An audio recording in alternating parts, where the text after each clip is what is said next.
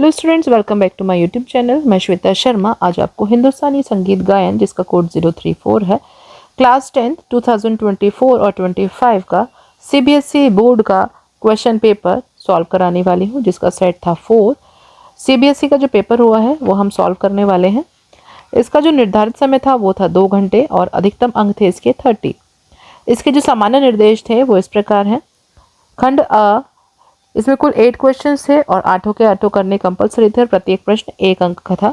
खंड ब, सभी प्रश्नों के उत्तर दीजिए, कुल 5 क्वेश्चंस थे और प्रत्येक प्रश्न 2 अंकों का था। खंड स, सभी प्रश्नों के उत्तर दीजिए, प्रत्येक प्रश्न 6 अंकों के हैं। इसमें कुल 2 क्वेश्चंस थे और इसमें से आपको दोनों के दोनों करने थे, इंटरनल चॉइस थी इसमें।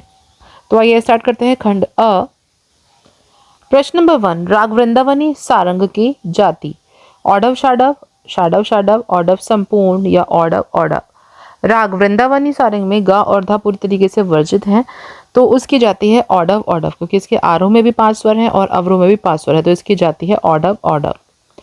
प्रश्न नंबर 2, चौगुन की एक मात्रा में स्वर अथवा बोलों की संख्या है 2, 6, 4 या 3। तो चौगुन मतलब 4, तो 4 एक मात्रा में 4 स्वरों को या बोलों को लिया जाएगा तभी वो चौगुन बनेगा। तो सही आंसर है हमारा सी 4। प्रश्न नंबर 3, थाट के समान नाम से उत्पन्न नहीं होने वाला राग। तो उसमें पूछा गया है जो थाट के समान नाम से नहीं उत्पन्न हो रहा है वो कौन सा राग है। तो देखिए, राग भैरव, भैरव भी अपने सेम थाट वाले नाम से उत्पन्न होता है। राग भैरव भी अपने भैरव थाट से ही उत्पन्न होता है, सेम ही नाम है, इसमें भैरव ही नाम है और भैरव ही थाट का नाम है। राग काफी, राग काफी अपने सेम नाम वाले थाट से उत्पन्न होता है, जो है काफी, काफी राग काफी थाट से ही उत्पन्न होता है। खमाज, खमाज खमाज नाम है और खमाज ही नाम से उत्पन्न हुआ है, थाट से उत्पन्न हुआ है। और भूपाली, भूपाली हमारे भूपाली थाट से उत्पन्न नहीं हुआ है बल्कि कल्याण थाट से उत्पन्न हुआ है। तो इसका सही आंसर है डी भूपाली, क्योंकि ये सेम थाट से उत्पन्न नहीं हुआ है। प्रश्न नंबर 4, सही कथन चुने। नंबर 1, चौताल ध्रुपद के साथ बजाई जाती है। यस, ये ऑप्शन सही है, ध्रुपद के साथ 4 ताल का प्रयोग किया जाता है। नंबर 2, राग खमाज का वादी स्वर गंधार है। तो यस, राग खमाज का वादी स्वर है गंधार मीन्स गा, तो ये भी ऑप्शन सही है और नंबर 2 भी ऑप्शन सही है। नंबर 3, ओंकारनाथ ठाकुर तानसेन के समकालीन थे। ओंकारनाथ ठाकुर तानसेन के समकालीन गायक नहीं थे बल्कि बैजू बावरा थे, तो ये ऑप्शन हमारा गलत है। तिलवाड़ा ताल की 12 मात्राएं होती हैं, ये ऑप्शन गलत है, क्योंकि तिलवाड़ा ताल में कोई हमारी 16 मात्राएं होती हैं। तो ऑप्शन 1 एंड 2 हमारे करेक्ट हैं। तो देखते हैं, नंबर डी हमारा ऑप्शन सही है, 1 और 2। प्रश्न नंबर 5, सही कथन का चुनाव करें। नंबर 1, रूपक ताल में 7 मात्राएं होती हैं। यस, उसमें 7 मात्राएं होती हैं और 3 विभाग होते हैं, तो ये भी हमारा नंबर 1, दोनों हमारे करेक्ट हैं, ये दोनों ही पॉइंट्स इसमें। नंबर 2, तिलवाड़ा ताल धमार के साथ बजाई जाती है, तो ये ऑप्शन हमारा गलत है। धमार गायकी के साथ केवल धमार ताल का प्रयोग किया जाता है, तो ये ऑप्शन हमारा गलत है। नंबर 3, तराना एक सांगीतिक विधा है। यस, तराना एक सांगीतिक विधा है। नंबर 4, खमाज एक आश्रय राग है। यस, खमाज एक आश्रय राग है, क्योंकि ये सेम थाट से उत्पन्न हुआ है, इसका नाम भी खमाज है और इसका थाट का नाम भी खमाज है। तो 1, 3 एंड 4 देखिए, नंबर बी 1, 3 एंड 4 हमारा बी ऑप्शन करेक्ट है। प्रश्न नंबर 6, सूची 1 को सूची 2 से सुमेलित कीजिए। सूची 1, ध्रुपद, ध्रुपद में होती हैं बानियां, तो इसका ऑप्शन है हमारा नंबर 2। कर्ण है हमारा स्पर्श स्वर। नंबर 3, सदारंग, सदारंग एक विख्यात गायक है।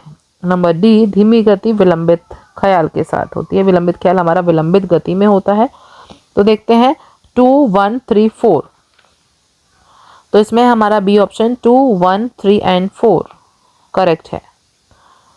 प्रश्न नंबर 7, अभिकथन 1, दुगुन की एक मात्रा में स्वरों की संख्या 2 होती है। दुगुन मतलब 2, तो एक मात्रा में स्वरों की संख्या इसमें 2 होगी, तो ये ऑप्शन सही है।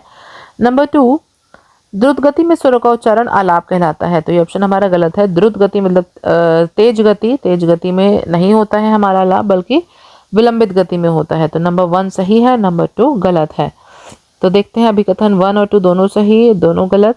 नंबर 1 सही और परंतु 2 गलत, तो नंबर सी हमारा करेक्ट है। क्वेश्चन नंबर 8, अभिकथन 1, तान द्रुत लय में गाए जाने वाले स्वरों का समूह है। यस, तान द्रुत लय में गाए जाने वाले समूह स्वरों का समूह है। नंबर 2, एक स्वर से दूसरे स्वर तक ध्वनि को खंडित किए बिना जाने को मींड कहते हैं। तो ये ऑप्शन भी हमारा सही है। तो दोनों ऑप्शन हमारे सही हैं। तो नंबर ए ही हमारा करेक्ट है। अभिकथन 1 और 2 दोनों सही हैं। ये खत्म हुआ हमारा सेक्शन ए। अब चलते हैं सेक्शन बी की तरफ। खंड ब, जो हमारे 5 क्वेश्चन हैं और 2-2 नंबर के हैं। टोटल हमारे 10 मार्क्स के हैं। प्रश्न नंबर 9, आलाप और उसके प्रकारों का उदाहरण सहित वर्णन कीजिए। दो क्वेश्चन दिए गए हैं हर क्वेश्चन में, उसमें से कोई एक करना है। तो आलाप और उसके प्रकारों का उदाहरण सहित हमें इसे वर्णन करना है। या इसमें चॉइस में जो दिया गया था वो है धमार की विशेषता। धमार के बारे में हमें पूरा वर्णन किया करना था। इसमें मैंने ये सब शॉर्ट में कराया हुआ है, उसको आपको इसमें लिखना था। नंबर 10, तानपुरे की संरचना और उसको मिलाने की विधि का संक्षिप्त विवरण दीजिए। तानपुरे की संरचना में जिसकी पिक्चर बनाकर आपको इसको मिलाने की विधि का विवरण देना था। या चॉइस में जो दिया गया था ये परिभाषाएं हैं कर्ण, तराना और मीन। इसके डेफिनेशन लिखते हुए इनके टाइप्स आपको लिखने हैं। प्रश्न नंबर 11, पंडित ओंकारनाथ ठाकुर का भारतीय संगीत में क्या क्या योगदान रहा है, ये इसको एक्सप्लेन करना है। अथवा जो चॉइस में दिया गया है वो फैयाज खां के जीवन और उनके संगीत में योगदान का वर्णन करें। इसमें उनका जीवन परिचय और संगीत में क्या क्या योगदान रहा है उसको एक्सप्लेन करना है। प्रश्न नंबर 12 में ए ऑप्शन जो था, एक क्वेश्चन था, वो दिए गए स्वर समुदाय से राग पहचान कर उसका 50 स्वरों तक विस्तार कीजिए। तो इसमें राग को पहचानना है, उसका नाम मेंशन करते हुए उसका 50 स्वरों तक इसमें विस्तार करना है। तो आइए देखते हैं कौन सा राग है। आपके सिलेबस में राग है भूपाली, खमाज और वृंदावनी सारंग। तो इसमें कोमल स्वर तो कोई भी नहीं है। नी, दोनों नी का प्रयोग किया जाता है हमारा खमाज और वृंदावनी सारंग में। तो नी इसमें यूज ही नहीं है। तो जो इसमें स्वर दिए गए हैं वो तीनों ही रागों में शुद्ध होते हैं। तो अगर हम इससे पता नहीं कर पाते तो हम हेल्प लेते हैं वर्जित स्वरों की। तो वर्जित स्वर देखिए वृंदावनी सारंग में होते हैं गा और धा पूरी तरीके से वर्जित। तो इसमें गा और धा का प्रयोग किया गया है, तो ये वृंदावनी सारंग नहीं है। नंबर 2, खमाज। खमाज में होते हैं आरोह में रे वर्जित होता है। तो इसमें सा के बाद रे में आरोह में रे दिया गया है, तो ये खमाज भी नहीं है। तो बचा हमारा भूपाली। तो ये है हमारा भूपाली राग। भूपाली राग पहचानते हुए इसका 50 स्वर तक इसमें विस्तार कीजिए। या चॉइस में जो दिया गया है इसका ध्रुपद की प्रमुख विशेषताओं का वर्णन कीजिए। ध्रुपद का पूरी तरीके से एक्सप्लेन करना है इसमें। क्वेश्चन नंबर 13, ए और बी कौन कौन से हैं। 4 ताल का वर्णन करिए। 4 ताल का परिचय लिखना है, कितनी मात्रा, विभाग, ताली, खाली बताते हुए इसकी ठा और दुगुन को ताल लिपिबद्ध कीजिए। इसकी एगुन और दुगुन इसमें लिखनी है। यह जो चॉइस में दिया गया है तिलवाड़ा ताल का विवरण देते हुए इसके तिगुन को ताल लिपिबद्ध कीजिए। इसका विवरण दीजिए और इसके तिगुन लिखिए। खंड ब हुआ कंप्लीट। अब है खंड स। खंड स में 2 क्वेश्चन हैं, लॉन्ग क्वेश्चंस। क्वेश्चन नंबर 14, ए जो क्वेश्चन है वो है राग वृंदावनी सारंग की प्रमुख विशेषताएं लिखिए। इसकी विशेषता मीन्स परिचय पूरा लिखकर इसमें इस राग के छोटे ख्याल को 2 तानों सहित स्वर लिपिबद्ध कीजिए। इसमें छोटा ख्याल लिखना है और उसकी 2 तानें लिखनी होंगी। तो इसमें परिचय, द्रुत ख्याल की स्वरलिपि और 2 तानें इसमें लिखनी है। अथवा जो चॉइस में है अपने पाठ्यक्रम के किसी एक राग के विलंबित ख्याल को 2 तानों सहित स्वरलिपिबद्ध कीजिए। इसमें कोई भी एक राग में विलंबित ख्याल को लिखना है और उसके 2 तानें लिखनी है।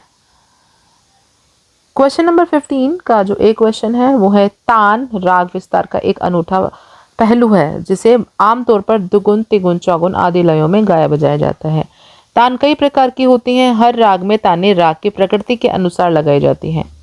उपरोक्त गद्यांश को पढ़कर उदाहरणों के साथ 6 प्रकारों की तानों का वर्णन कर अपने पाठ्यक्रम के रागों में संपूर्ण तान के साथ कीजिए। तो अपने पाठ्यक्रम के जो आपके सिलेबस में राग हैं भोपाली, खमाज और वृंदावनी सारंग में 6 प्रकार की तानों का आपको बनाकर उदाहरण के साथ लिखनी है। 6 प्रकार और उनके उदाहरण अपने राग से रिलेटेड हमें ताने इसमें बनानी थी। या चॉइस में जो क्वेश्चन दिया गया है जो मैंने आपको बताया भी था,